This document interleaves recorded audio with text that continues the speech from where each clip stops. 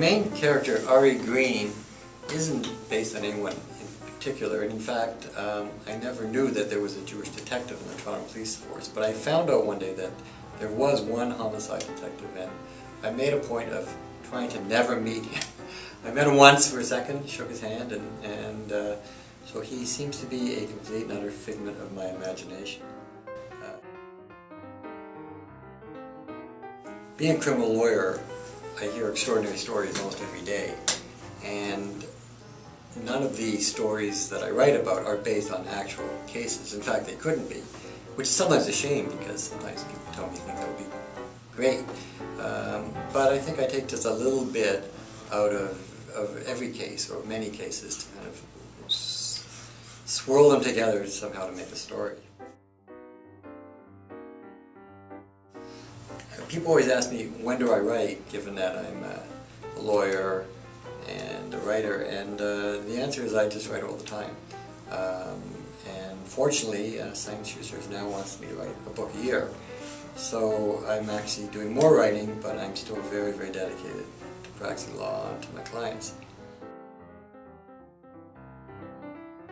People often say to me, well, who's going to play different characters in the movie or the TV? And I never write thinking about that. I never write thinking about the book as a movie or a TV show. And I like to think probably the most cinematic writer I've ever read is William Shakespeare, and I don't think he was writing for TV or movies when he was writing.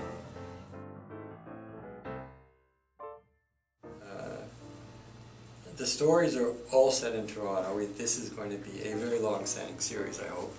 And it's really, if there's anything I'm trying to do, is I'm simply trying to write about this place we live, Toronto, here and now. I think the great thing about fiction is that, unlike non-fiction where you're held up by things like facts, in fiction, someone once said, in fiction you get to tell the truth. If you want to know what it was like to live in England in the 1820s and 30s, read Dickens. If you want to know what it was like to live during the Dust Bowl in California in the 1930s, you read Steinbeck.